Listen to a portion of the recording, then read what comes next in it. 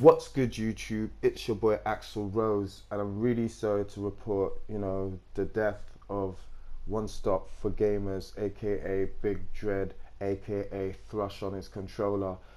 He was brutally murdered last Friday, and I just want to give like a moment of silence because he contributed a lot. Uh, he really contributed a lot to the YouTube community.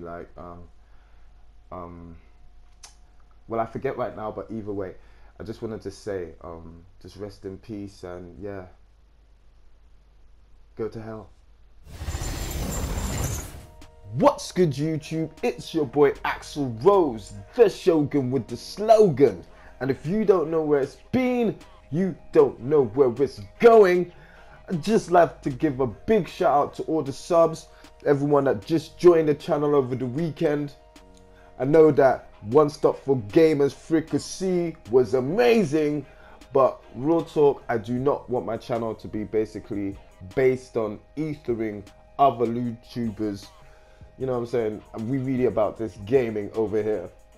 But that being said, I do appreciate all you guys being here. So feel free to comment, join in with all the goodness, and yeah, let's get back to the topic. So anyway, just a quick bit of news for the people them. Basically, Sega, as we've known, they've been having a little bit of financial difficulties. They tried their hand at the mobile market like many other developers, and they have failed. So on the back of that, they have decided to jump back into the console arena and contend with the big boys, which is no problem because Sega have a lot of IPs which we have been dying to see.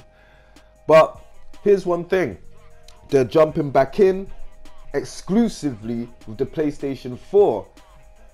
Yes, next year they are finally bringing the long-awaited Phantasy Star Online series back to PlayStation.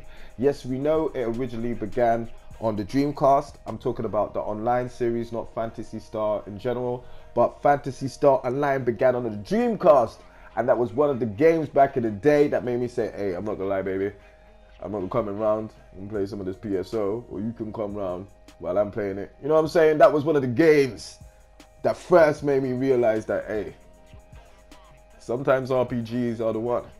And that phenomena is finally coming to PlayStation. Now, Phantasy Star Online for the PlayStation 4 is a free-to-play action RPG, which is very good for both Sony and Sega, because it directly gives them a competition and a counter for Microsoft's Fable Legends, which is due out later this year. And especially since the Phantasy Star franchise is heavily respected, this could be an ace in Sony's hole. Now, another thing that could definitely work out well for Sega is the fact that this game could help boost the PlayStation 4's repertoire and overall esteem in Japan, because these games like Monster Hunter, these group boss enemy striking games are all the rage, and all Sony really needs is the right one for the PlayStation 4 to properly gain momentum and traction. So this is definitely a big game to watch for. One thing that is interesting, and one question I would like to ask, is what does this exactly bode for the future of Sega's exclusives? Now, because the PlayStation 4 has such a big market share, we are seeing a lot of Japanese developers go straight to Sony. Maybe it's because of the home field advantage, or maybe it's just because of the fact that they've got so many consoles in homes. But despite that, this is definitely what we are seeing. Now, this could potentially mean that Sony could become the future home of all Sega exclusives, especially if they're looking to just try quick and quirky ideas like what we're seeing now. And that's what we're seeing from a load of Japanese developers.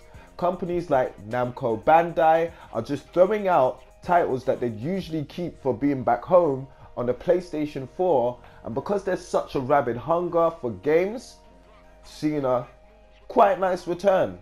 Now, could this mean that the Xbox One could possibly be shunned in favor of the PlayStation 4? This would be really bad at this moment in time, especially since Microsoft are just getting their act together with things like DRM and cloud gaming. It's to be real deep if the Xbox One didn't get any of that Japanese love, baby. So hopefully things like Scalebound will turn the sales around and hopefully get Japanese developers more interested in creating content for that green and black box. Yes. But anyway, let me know what you think. Let me know if you are excited for Phantasy Star Online or any other Sega exclusives coming to the PlayStation 4. And let me know if you think that Japanese developers are simply sliding away from that Xbox One. So yeah, I'm going to be hitting you up with another video later on in the week. Shout outs on the screen. And yeah, make sure you like, subscribe, share and comment, all that good stuff. And I will be hitting you back later. Alright. Peace.